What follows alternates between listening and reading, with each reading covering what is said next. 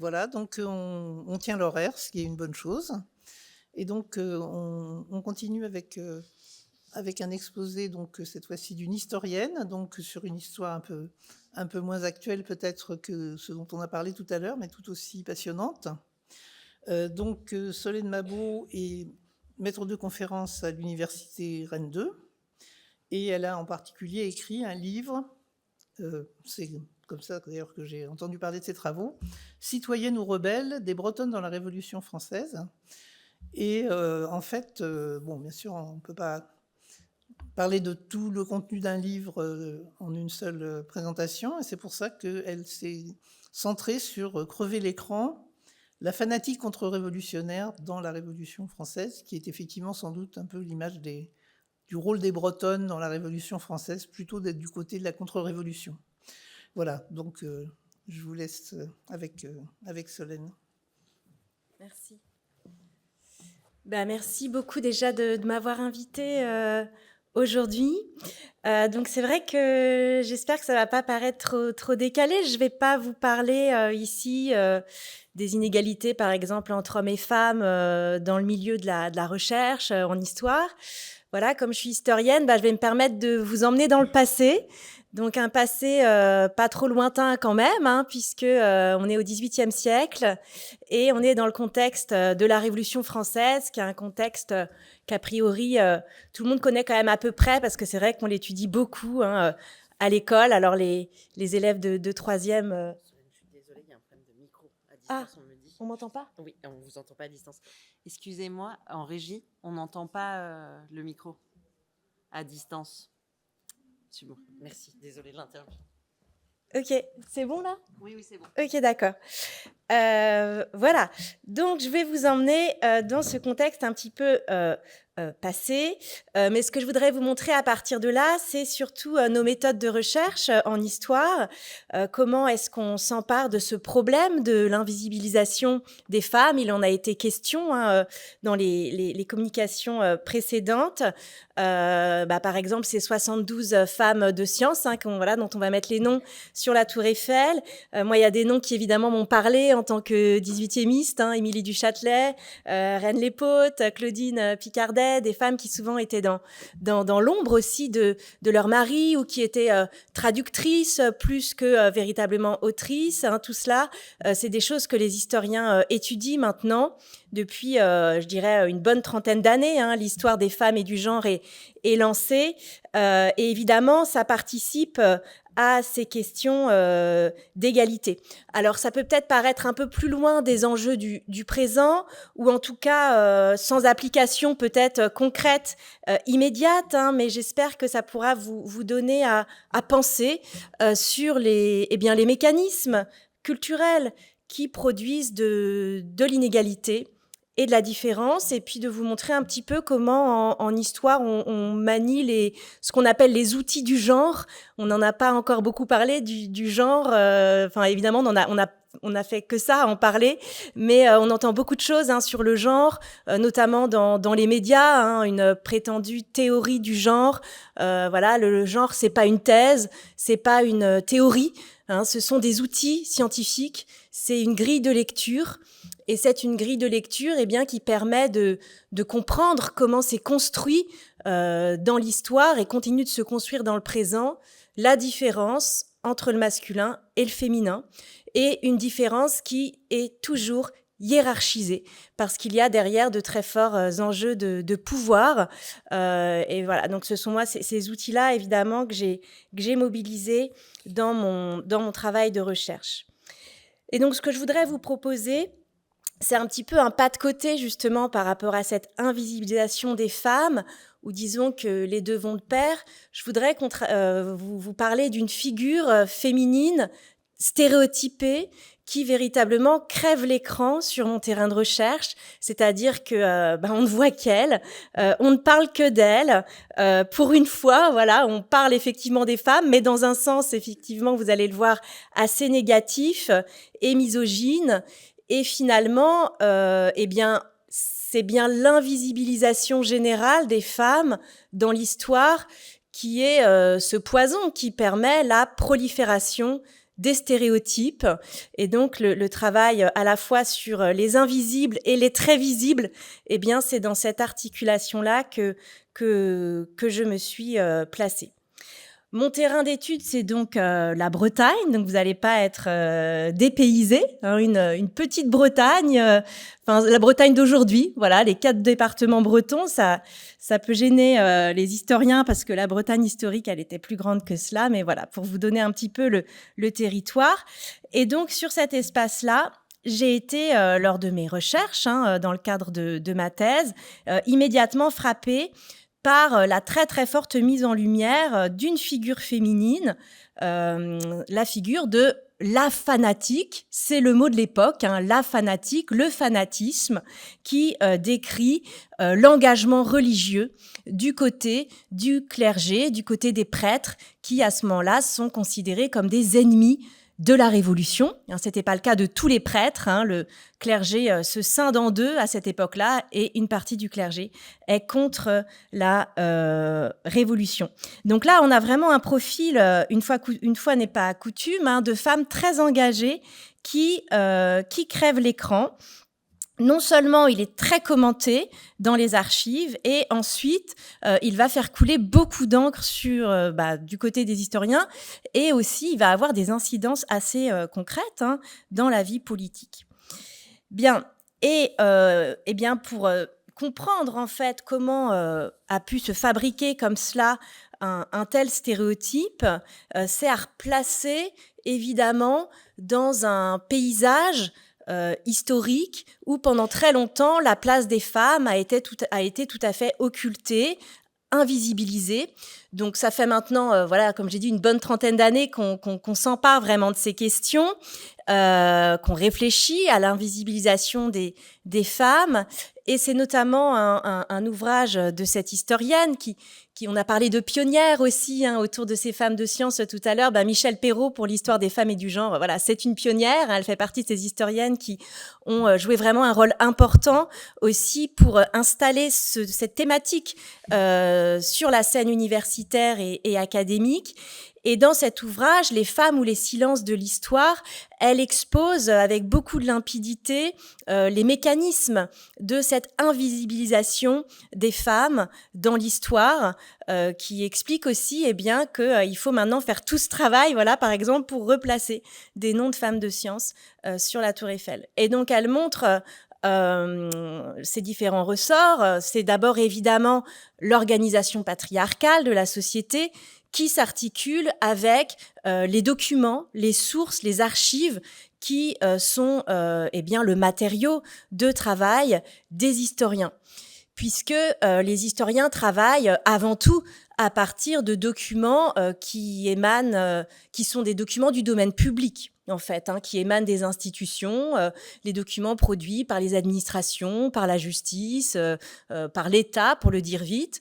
Et autant de documents qui, de fait, donnent beaucoup plus d'informations sur les hommes qui avaient un rôle actif dans la vie publique.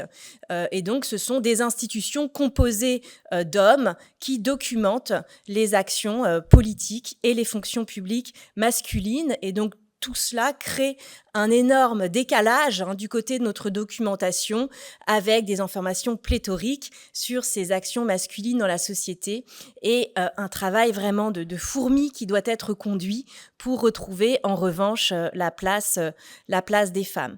Donc il y a ces deux paramètres qui se compliquent aussi avec la question de la langue.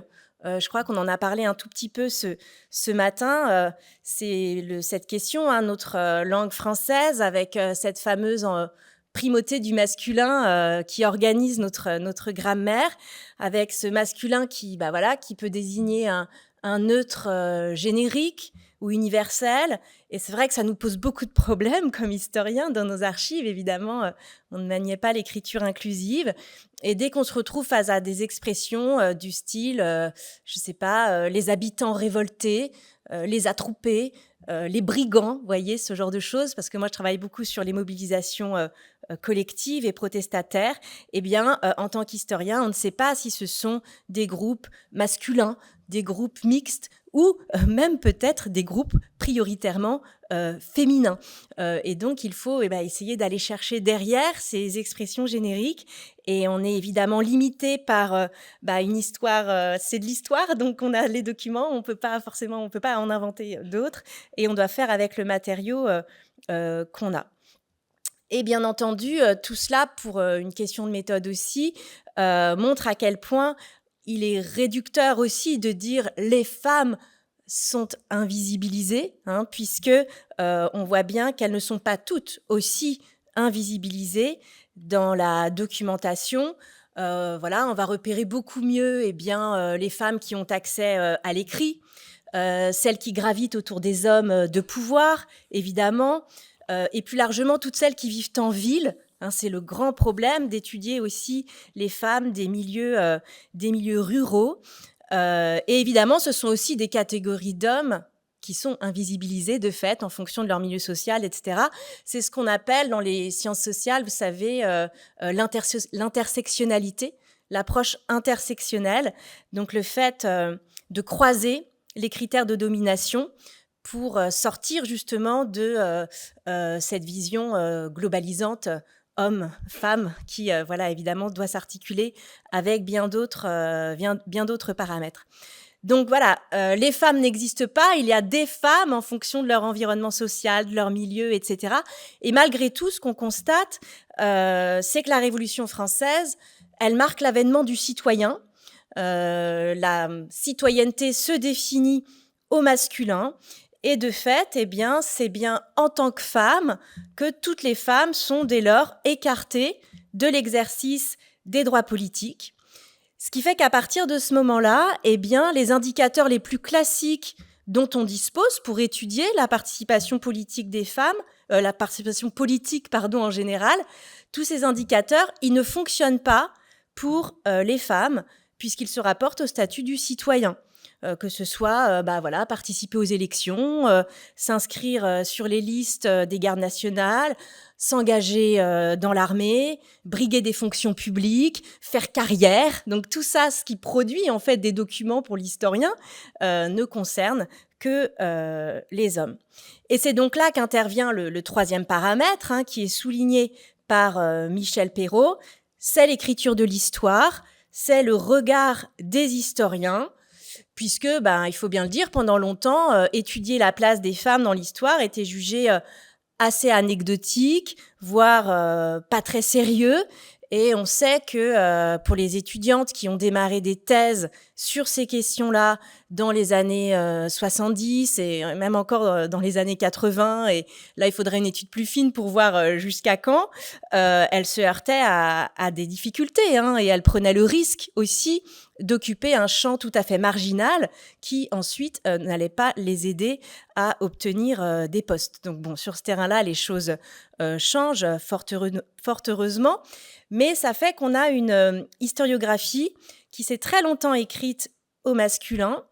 Et comme l'histoire est une science cumulative, alors c'est le cas de toutes les sciences, mais c'est quand même particulièrement le cas en histoire, il faut relire en fait toute la somme des connaissances qu'on a accumulées en pistant les silences, les manques et les regards stéréotypés. Voilà, et donc c'est sur ce stéréotype que je voudrais vous emmener, donc la fanatique contre-révolutionnaire. Et finalement, c'est un épouvantail qui va justifier le refus de l'égalité politique. Voilà, donc je vais vous en dire quelques mots sans trop rentrer dans les détails non plus, puisque l'idée, c'est de rester plutôt sur des réflexions en termes de méthode. Donc voilà, cette figure, elle crève l'écran. Elle crève l'écran, peut-être quelques petits éléments de contexte très rapidement. Donc, comme je vous l'ai dit, on a au début de la Révolution un clergé qui se scinde en deux, des prêtres qu'on appelle des prêtres réfractaires qui vont refuser les réformes religieuses, être considérés dès lors comme des ennemis politiques par le pouvoir révolutionnaire, et par étapes, ils vont être surveillés, puis poursuivis, arrêtés, et jusqu'à être condamnés à mort, dans le contexte où la répression sera la plus forte en l'an 2 de la République, donc à peu près 1794. Et les discours de l'époque ressassent toujours la même idée, ce seraient les femmes, surtout les femmes, qui soutiendraient ce clergé ennemi de la Révolution. Vous voyez ici un extrait d'un document des autorités municipales de la ville de Rennes, qui expose que les prêtres réfractaires s'adressent donc d'abord au peuple, toujours crédule, et à la portion de ce peuple la plus aisée à séduire, aux femmes, à ces êtres faibles, sensibles et tendres, mais disposés par ces vertus mêmes au désordre que leur excès ou leur fausse direction peut entraîner. Donc on a bien là une idée. Là, vous avez un extrait, mais en fait, je l'ai lu, relu. C'est massif dans la documentation. Cette idée d'une nature féminine qui les porterait en fait à la défense de ce clergé ennemi de la Révolution. Vous en avez là un petit florilège encore, où on voit que ce sont donc surtout les femmes qualifiées d'âmes faibles, imbéciles, séduites. Il est question de sexe dévot. C'est aussi la novlangue révolutionnaire. Vous voyez, il est question de calotinocrates femelles. Elles sont comparées à des hiboux qui fuient la lumière. Et donc, ce sont elles qui sont du côté de ce clergé réfractaire. Et ce qui est intéressant, c'est de voir que cette image puissante, elle est reprise ensuite au XIXe siècle par les historiens. Alors, je vais vous citer celui qui est à ce moment-là, au milieu du 19e, le plus lu, le plus populaire sur la Révolution, c'est Jules Michelet, parce qu'il a un cours au Collège de France, etc., beaucoup d'audience, et il va contribuer à fixer, en fait, ce stéréotype dans l'écriture de l'histoire, vous voyez, en décrivant les attitudes politiques, en les rapportant au genre d'une manière très binaire. Quand il s'adresse dans un ouvrage aux femmes, il dit « La sensibilité, la piété, l'horreur du sang, l'amour inquiet de la famille contribuèrent, plus qu'aucune autre chose, à vous jeter dans la réaction. » Réaction donc au sens de conservatisme, réaction politique. Tandis que les hommes, dans presque toute la France, l'homme résista, l'homme resta fidèle à la Révolution. Donc on construit comme ça un modèle associant les hommes à l'idée de progrès, parce que c'est bien ça qu'il y a derrière, l'idée de raison, de lumière, de progrès, et donc d'aller du côté de la Révolution, tandis que les femmes sont rapportées à l'obscurantisme et se détourneraient donc de la République. Et ce qui est intéressant, c'est de voir à quel point ce stéréotype-là, qui, vous le voyez, s'est vraiment cristallisé dans les événements de la Révolution française, va être ensuite un argument pour les républicains du XIXe siècle, un argument pour refuser le droit de vote aux femmes au moment où on a des débats sous la Troisième République sur ces questions-là.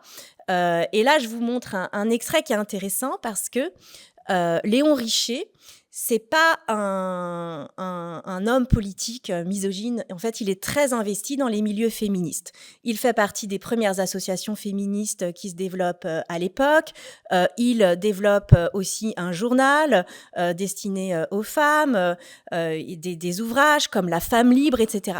Et lui-même, qui pourtant a réfléchi à la question et a priori quand même des remparts vis-à-vis de ces stéréotypes, voyez ce qu'il peut dire. Je crois qu'à l'heure actuelle, il serait dangereux, en France, de donner aux femmes le vote politique. Elles sont en grande majorité réactionnaires et cléricales. Si elles votaient aujourd'hui, la République ne durerait pas 6 mois. Et c'est vrai que parfois on pense que le refus du droit de vote aux femmes aurait été plutôt porté par pour le dire très vite, par la droite sur l'échiquier politique. Or, c'est venu des milieux républicains, radicaux socialistes, anticléricaux. qui voyait dans le vote féminin la menace d'un conservatisme politique susceptible de fragiliser la République. Là, on est quand même au début de la Troisième République, donc il y a tous ces enjeux-là. Donc moi, c'est ça qui m'a intéressée aussi dans mon travail, eh bien, c'est d'aller voir d'un peu plus près ce qu'il en était de ce stéréotype, à quel point est-ce qu'il était d'ailleurs... c'est toujours le problème, vous voyez, des stéréotypes. Il y a peu de temps, j'étais devant une classe d'élèves de CM1 qui me disaient « Mais quand même, madame, c'est pas faux !» Sur des choses comme ça, vous voyez, je sais pas... évidemment, madame, on est quand même plus fort en foot, nous les garçons, vous allez quand même pas nous dire le contraire. Vous voyez, ces espèces de stéréotypes où, en fait, ça relève tellement de l'évidence que c'est pas si évident de les déconstruire, en fait, parce que ça s'appuie toujours sur une part de faits observables qui quand même fondent cette image construite. C'est rarement construit sur du vent, finalement. C'est pas qu'un fantasme. Donc c'est ça qui m'a intéressée et pour cela, eh bien, l'historienne, il a qu'une solution, c'est de retourner aux sources. Et donc oui, c'est ça que je voulais vous dire aussi, c'est que de fait, cette question de savoir si les femmes se sont plus que les hommes investis dans l'Église, dans le giron de l'Église, du côté du religieux, ça a beaucoup intéressé les historiens. Ça a fait l'objet de très nombreux ouvrages scientifiques. On a aussi toute une iconographie qui nous montre ces images d'assemblées religieuses féminisées, etc. Et donc c'est pour ça que l'enjeu, c'est pas de dire qu'il n'y aurait pas de différence entre hommes et femmes sur le terrain de la pratique religieuse, des sociabilités religieuses. C'est justement ça, les enjeux d'une histoire du genre. C'est d'expliquer pourquoi il y a des différences et comment elles se construisent. Et de fait, ce lien privilégié qui a pu exister entre, non pas les femmes, mais certaines femmes et l'Église, il s'explique. Il s'explique par des phénomènes sociaux. C'est évidemment la place des femmes dans la famille. Elles donnent la vie, elles veillent les morts, traditionnellement. Ça leur donne une fonction particulière. C'est aussi le fait que les femmes soient très marginalisées dans la sphère publique et que finalement, c'est par le giron de l'Église qu'elles ont pu s'emparer de fonctions sociales au service du public, dans l'éducation, dans les soins aux malades, etc. Toutes ces activités d'éducation d'infirmières aux époques plus anciennes, elles se jouaient auprès de l'Église. Et donc, sur cette base, eh bien, je me suis dit, il faut retourner aux sources, retour aux sources, aller voir de plus près, est-ce que, en effet, les femmes se sont plus engagées dans les révoltes religieuses, dans les résistances religieuses. C'est tellement puissant, ce discours des autorités, c'est fondé ou pas? Voilà, c'était ça la question. Et on en a pas mal parlé ce matin, c'est là qu'il y a toujours cet enjeu de compter. Face à un stéréotype, il nous reste une arme en tant que chercheur, c'est d'amasser des données et de compter précisément pour réussir à en avoir le cœur net. Et sur cette base, eh bien, je vais aller assez vite. J'ai constitué des corpus, alors qui peuvent vous paraître petits par rapport à des bases de données dans d'autres champs scientifiques. Mais voilà, c'est tout ce travail en archives sur des documents anciens. Donc, j'ai travaillé sur les révoltes, sur une soixantaine de révoltes qui ont fait l'objet de procédures judiciaires, de jugements. Et j'ai travaillé sur des affaires qu'on appelle sous la Révolution des affaires de recel de prêtres, c'est-à-dire qu'on juge des personnes qui ont aidé des prêtres, qui les ont cachés, qui les ont hébergés, etc. Et au moment le plus radical, si on veut, de la Révolution, les complices de ces prêtres étaient arrêtés et étaient passibles de la peine de mort. Donc on a toute une série de procès. Et donc l'étude comparée de cette mobilisation hommes-femmes du côté des révoltes, du côté de l'aide aux prêtres, montre une très grande mixité de l'engagement avec des révoltes qui sont presque toujours mixtes. Hommes et femmes se mobilisent ensemble, ce qui n'empêche pas les discours stéréotypés. Et vous voyez le premier exemple, on est dans la région de Saint-Brieuc. Donc, ce sont des processions nocturnes, contestataires, hein, qui se font toutes les nuits là dans la région pendant quelques semaines. Et le magistrat, hein, dit voilà, nous ne doutons pas que des prêtres fanatiques ont tourné la tête des filles et des femmes, et que celles-ci ont tourné la tête de quelques hommes. Donc on retrouve toujours cette même idée. Or, l'analyse de la procédure judiciaire montre à quel point ces processions étaient mixtes, que les personnes qui guidaient ces processions étaient de toute façon des hommes, hein, puisque ce sont, selon les rôles traditionnels, hein, les chantres qui chantaient en tête de procession, c'était des hommes, et qu'on va arrêter plus d'hommes que de femmes, etc. Donc là, c'est là où plus en fait on affine, plus on étudie en détail ce type de procédure, et plus on se rend compte à quel point les autorités plaquent des discours qui reprennent des idées reçues. Et là, je ne vais pas forcément m'attarder sur les autres exemples, mais donc voilà, l'accumulation des révoltes, d'études de la place des hommes et des femmes a mis en évidence cette mixité. Et vous voyez, c'est intéressant parce qu'il a été question dans la communication sur le sport, dans les médias, cette idée que les femmes ne pourraient pas être présentatrices télé parce que leur voix partirait dans les aigus. Et c'est très net, c'est descriptif, différencié entre hommes et femmes des voix dans les archives du XVIIIe siècle. Vous voyez là, dans une révolte, hein, qui a lieu dans une commune à Plougarnével, il est précisé que les huées, le prêtre ami de la Révolution, donc, et huées, insulté, etc. Les huées sont faites de voix d'hommes et cris de femmes. Et c'est très fréquent qu'on décrive ainsi, qu'on distingue ainsi la manière de s'exprimer dans la révolte, avec toujours cette idée que les femmes sont du côté des cris. Hein, et c'est là encore, c'est l'histoire longue des voix, ce serait quelque chose à écrire. Donc toujours des révoltes mixtes. Les hommes et les femmes n'y jouent jamais exactement le même rôle. Ils sont mobilisés ensemble par des gestes différents. Les femmes sont presque toujours en tête de la révolte. C'est elles qui appellent à se révolter. Mais dès que la révolte tourne à l'affrontement armé, ce sont les hommes qui arrivent sur le devant de la scène. Et pourquoi ? Parce que porter les armes, c'est un attribut masculin, c'est un interdit qui pèse très fortement, même dans la révolte, ce sont eux qui iront à l'affrontement. Ce qui fait qu'ensuite, ils seront plutôt davantage arrêtés, parce que ce sont eux qui ont commis les actions les plus graves, qui ont potentiellement fait couler le sang. Ils seront plus arrêtés, donc on aura sur eux des sources, des interrogatoires, des témoignages, des verdicts, etc. Et donc c'est ça qui est aussi intéressant, c'est de voir comment se construit cette invisibilisation des femmes dans les archives, et comment sur cette invisibilisation vient se greffer comme ça quelques archétypes comme celle-ci que j'essaye de vous exposer, celle de la fanatique.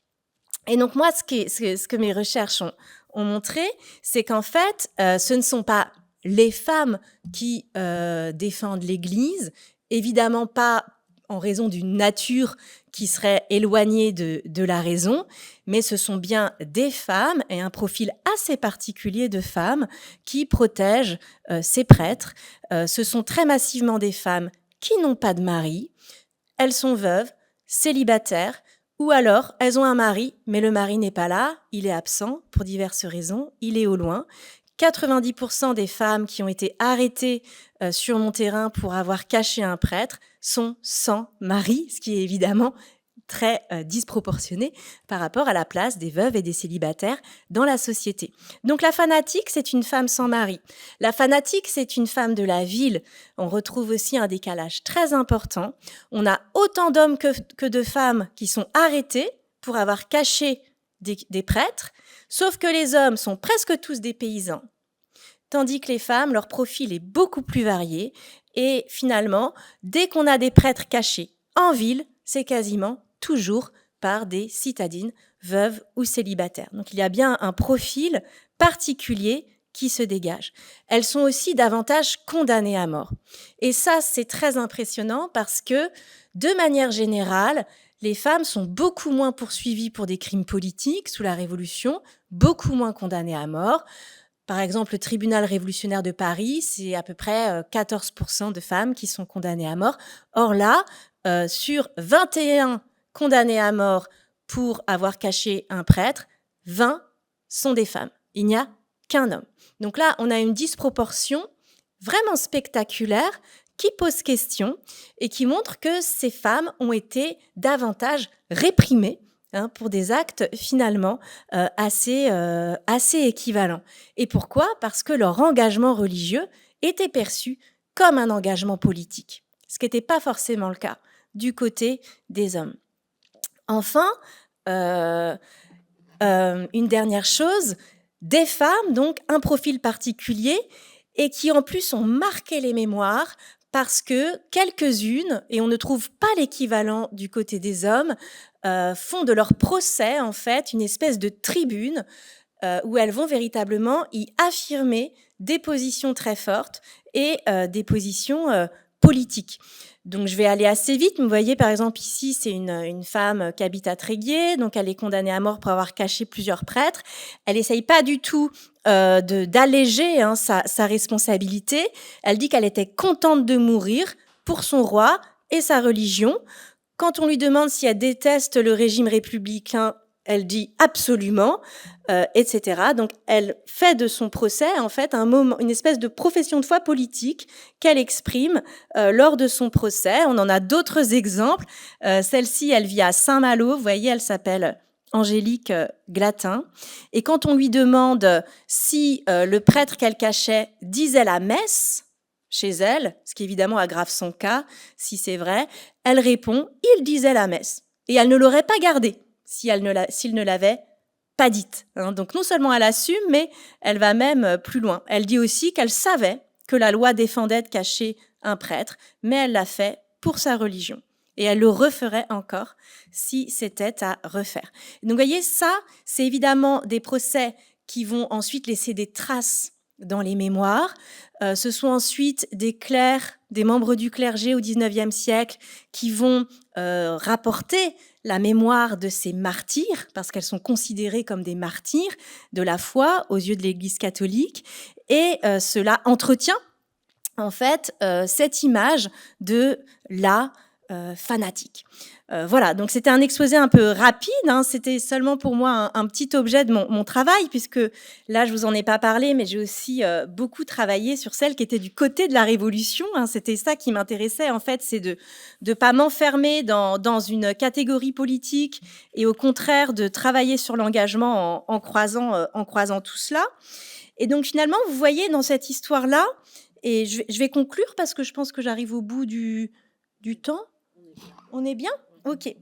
Eh bien, dans cette histoire-là, une fois n'est pas coutume, c'est vraiment l'engagement religieux des hommes qui a été passé sous silence ou minoré et qu'il a donc fallu aller débusquer pour établir des données chiffrées, plus stables.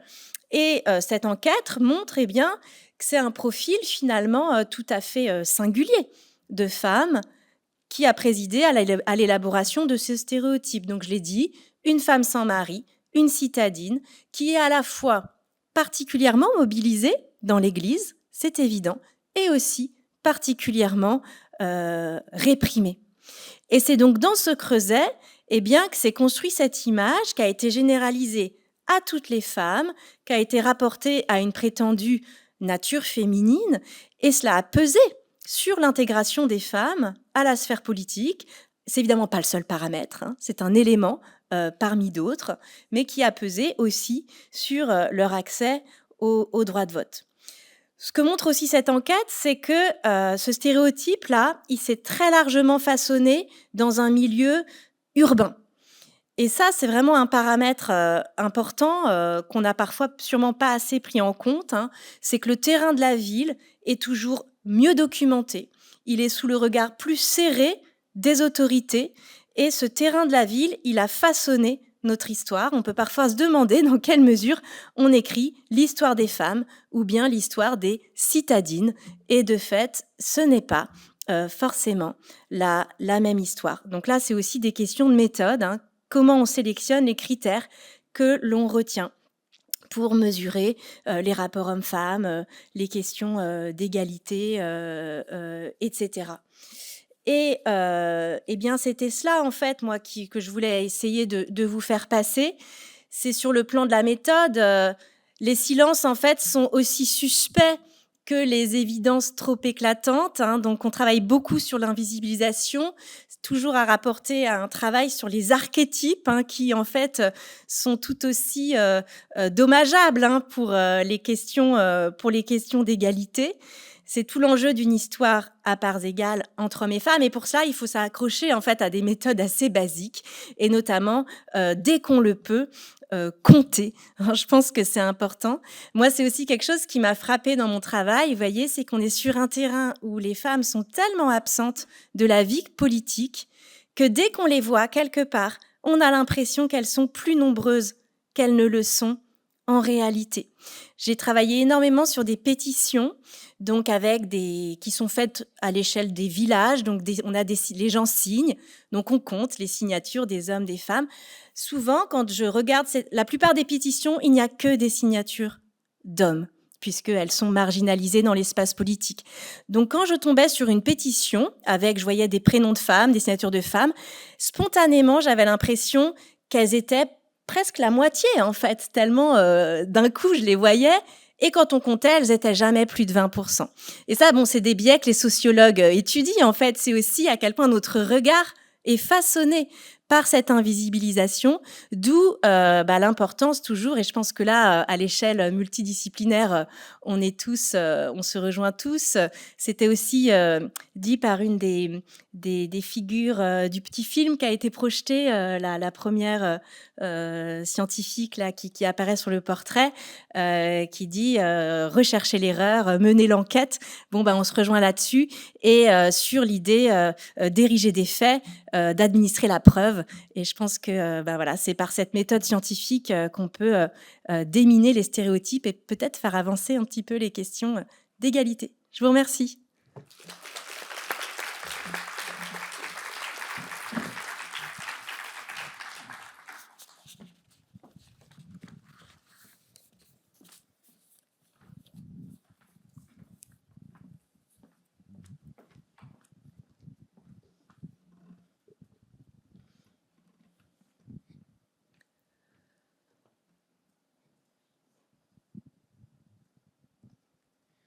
Bonjour, merci pour cette présentation, c'était super intéressant. Vous me dites si ma question elle est un peu hors sujet, mais je pensais à quand vous avez parlé de l'engagement progressiste des femmes et de la part qui était en fait à peu près égale entre les hommes et les femmes dans ces périodes révolutionnaires. Ça m'a fait penser à ces dernières années à beaucoup d'études qu'on a pu voir sur le gender gap et les femmes qui vont plutôt du côté, enfin, qui tendent plutôt vers le progressisme et les hommes plutôt vers le conservatisme. Et est-ce que c'est des choses qu'on peut mesurer aussi pendant ces périodes-là? Et est-ce qu'on a pu avoir dans l'histoire des périodes un peu comme aujourd'hui où il y a un écart qui se creuse? Alors, sur le gender gap, sur le plan électoral, de fait, on ne peut pas le mesurer avant 1945, hein, et le vote des femmes est accordé en 44, elles votent pour la première fois au printemps 45. Donc, en fait, avant, de toute façon, voilà, il y a pas de données. Et là, on est clairement sur des données trop volatiles, vous voyez, pour véritablement pouvoir mesurer. C'est en construisant des petits corpus assez bien délimités qu'on peut compter d'une manière serrée, vous voyez, mais on va assez difficilement pouvoir en tirer des conclusions vraiment généralisables. Voilà. Ensuite, pour ce qui est du gender gap dans le domaine électoral, c'est vrai, c'est intéressant parce qu'on voit que, de fait, hein, quand les femmes obtiennent le droit de vote, hein, les enquêtes montrent qu'elles votent plus à droite que les hommes. Et puis ensuite, il y a un effet d'un mouvement de balancier. Et désormais, c'est pas forcément qu'elles votent plus à gauche que les hommes, mais c'est qu'elles votent moins à l'extrême droite. Mais tout ça est en train quand même de changer, hein, parce qu'il y a aussi, c'était le cas tant que c'était Jean-Marie Le Pen qui incarnait l'extrême droite, c'est moins le cas maintenant que Marine Le Pen l'incarne, avec aussi tout vous savez, on appelle ça le pinkwashing, hein, de ces partis d'extrême droite qui mettent en scène une leader politique qui est divorcée, qui peut avoir des problèmes de femmes, qui s'adresse aux femmes, etc. Donc en fait, c'est quand même assez volatile, hein. Et on observe en France, on observe ça quand même beaucoup moins qu'on ne peut l'observer aux États-Unis, où là, c'est beaucoup plus net, cet écart homme-femme entre démocrates et républicains. Du coup, je ne sais pas si je réponds vraiment à votre question, mais c'est vrai qu'il y a à la fois, c'est ça qui est compliqué avec la discipline historique, dès qu'on veut s'emparer de sujets, évidemment, il y a toujours cette idée, l'histoire inspire le présent, bon, ça reste une idée très vague, c'est pas non plus toujours facile en fait de transposer, et je pense qu'effectivement, là où ça nous donne du grain à moudre, c'est sur les questions de méthode, on voit bien qu'on retrouve des problèmes équivalents en fait, et qu'on peut transposer des réflexions, mais on n'a jamais les mêmes données, donc on peut pas forcément mesurer les mêmes choses. Voilà. Bonjour et merci pour votre exposé. Et quand vous dressez là finalement la figure de la fanatique, moi je ne peux pas m'empêcher de penser à la figure de la sorcière. Alors je ne sais pas si du coup vous avez un peu exploré de ce côté-là. Alors bien évidemment avec la question du rapport à la religion là qui est complètement différent. Mais je trouve ça aussi très intéressant comment vous associez cette figure de la fanatique à la citadine. Et est-ce que du coup, la figure de la sorcière, elle ne pourrait pas être associée justement à la femme qui vit en milieu rural ? Et voilà, alors je vais peut-être sur un terrain qui n'est peut-être pas forcément le vôtre dans vos travaux, mais je trouve qu'il y a des liens là avec des clés sur le rapport à la religion, le rapport à l'espace dans lequel les personnes vivent, entre figure de la fanatique, figure de la sorcière, qui dresse effectivement des archétypes féminins dont on hérite encore un petit peu aujourd'hui finalement. Voilà, je ne sais pas si vous pouvez... Oui, aller bah, sur ce terrain-là. le principal point commun, c'est la question de l'absence de mari. C'est-à-dire que la majorité des sorcières, c'était des femmes qui ne vivaient pas avec un mari. Elles étaient célibataires ou veuves, le plus souvent, ce qui créait aussi une forme de marginalité, en fait, dans les communautés rurales où elles étaient arrêtées. Ensuite, là, la citadine, en fait, ça, c'est vraiment le stéréotype, c'est construit en milieu urbain, parce que sur le terrain, les femmes n'étaient pas plus mobilisées pour l'Église en ville ou dans les campagnes, en fait. Simplement, dans les campagnes, elles étaient aussi très mobilisées, mais moins arrêtées. Parce que déjà, dans les campagnes, il y avait moins de célibataires. C'est-à-dire que la ville, c'est aussi un milieu particulier où il y avait beaucoup plus de femmes qui vivaient en dehors du mariage. Et de toute façon, une femme qui vit à cette époque-là en dehors du mariage est vue comme dangereuse. Donc là, il y a un creuset commun, c'est évident. On a cette expression à l'époque, alors avant la Révolution, mais les femmes mariées sont dites en puissance de mari. Donc une femme qui n'est plus en puissance de mari, mais potentiellement, elle a une forme d'indépendance. Et c'est à rapporter aussi au discours très négatif sur le célibat et sur les célibataires. Mais pour le coup, qui ne concerne pas que les femmes, qui concerne et les femmes et les hommes. Et on est vraiment dans un discours qui valorise le cadre du mariage. Et pourquoi est-ce que ces femmes sans mari étaient particulièrement proches de l'Église ? C'est aussi parce que l'Église était un soutien pour elles. C'est-à-dire qu'à la fois l'Église était pourvoyeuse d'aumônes, il faut se remettre dans la société de l'époque, donc pour beaucoup de veuves ou de célibataires qui étaient quand même, c'était difficile de vivre quand on n'avait pas le soutien d'un mari et de soutenir une famille avec un seul revenu quelque part. Donc souvent elles étaient soit aidées par l'Église, soit elles s'investissaient dans l'Église, dans les bonnes œuvres, ce qui leur donnait une réputation, une respectabilité et ce qui les aidait en fait à dépasser cette marginalité qui était liée à l'absence de mari. Voilà, donc là, il y a clairement, je pense qu'il y a un point commun à faire, c'est sur la figure de l'absence de mari, clairement. Merci beaucoup pour votre intervention très intéressante. Alors, je suis également très frappée par cette formule que vous avez donc énoncée, comme quoi l'histoire des femmes et surtout l'histoire des citadines. Et moi, je m'interrogeais sur les sources, en fait. Comment est-ce que vous faites pour documenter justement la présence, l'activité des femmes dans l'espace rural? Qu'est-ce que vous consultez comme sources et est-ce qu'elles sont très différentes justement des sources dans l'espace urbain? Merci. Oui, en fait, sous la Révolution, c'est assez différent et ce sera le cas, je dirais, à partir de la Révolution. Il y a vraiment des différences entre ville et campagne parce qu'en ville, on a quand même toute une sociabilité politiques, potentiellement militantes, qui se développent en ville. Donc sous la Révolution, ce sont les clubs politiques. Plus tard, au 19e, il y a d'autres formes de sociabilité militante autour, autour de Saint-Simon, les Saint-Simoniennes. Ça a été un gros vivier d'engagement dans les années 1830. Voilà. Donc en ville, on peut documenter l'engagement du côté de la Révolution des femmes grâce à l'existence de ces clubs politiques. Elles en sont pas membres en Bretagne, il n'y a pas de club de citoyennes en Bretagne, mais elles viennent aux séances, elles essayent de prendre la parole, etc. On arrive à les observer. En revanche, effectivement, dans les campagnes, on n'a pas l'équivalent. Et donc là, il ne nous reste quasiment que les sources de la répression, les sources judiciaires. Et c'est tout le problème, en fait, c'est qu'elles mettent l'accent sur celles et ceux qui protestent. On a des documents qui mettent l'accent sur ceux qui résistent, sur ceux qui protestent, sur ceux qui sont hors la loi. Et donc, il est extrêmement difficile de mesurer l'adhésion. Et c'est aussi là que s'est construit l'idée l'homme républicain, la femme contre-révolutionnaire. C'est que dans les campagnes, on pouvait mesurer l'adhésion des hommes à la Révolution. Ils s'engageaient dans les gardes nationales, c'était des espèces de milices locales patriotes. Ils s'inscrivaient sur les listes électorales, ils allaient voter. Potentiellement, ils étaient élus, ils s'engageaient comme volontaires aux armées. On a plein de critères pour mesurer l'adhésion à la Révolution des hommes. Mais on n'en a pas pour mesurer l'adhésion des femmes. Finalement, on ne les voit apparaître dans les documents que lorsqu'elles se font arrêter parce qu'elles ont fait quelque chose d'illégal. Donc, potentiellement, dans une région comme la Bretagne, quand elles se font arrêter, c'est parce qu'elles sont contre-révolutionnaires.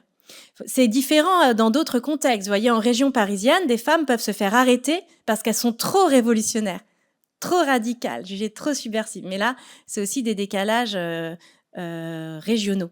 Donc, il y a vraiment ce biais, mais c'est le cas aussi dans notre sphère contemporaine. De toute façon, on mesure jamais aussi bien l'adhésion que la protestation. On a globalement moins de données. Enfin, je pense que c'est quelque chose qui dépasse les époques plus reculées, certainement. Voilà. J'ai le temps pour la question? Ouais. Merci beaucoup pour l'exposé qui était super intéressant, encore une fois.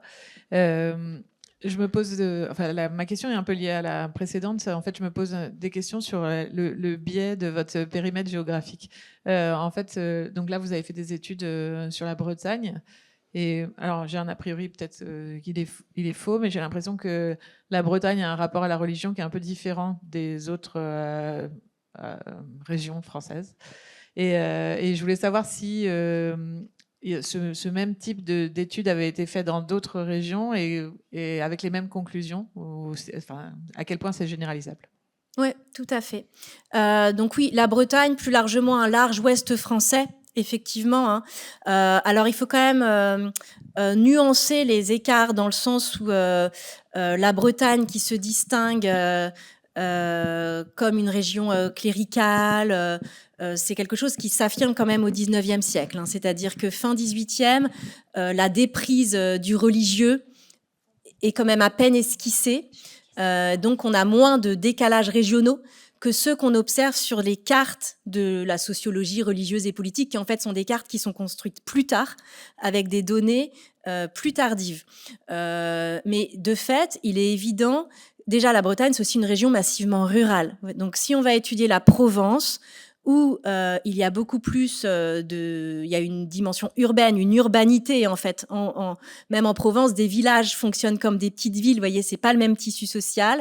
On va observer davantage d'écarts entre hommes et femmes sur le terrain de l'engagement religieux, associés à cette spécificité des sociabilités urbaines.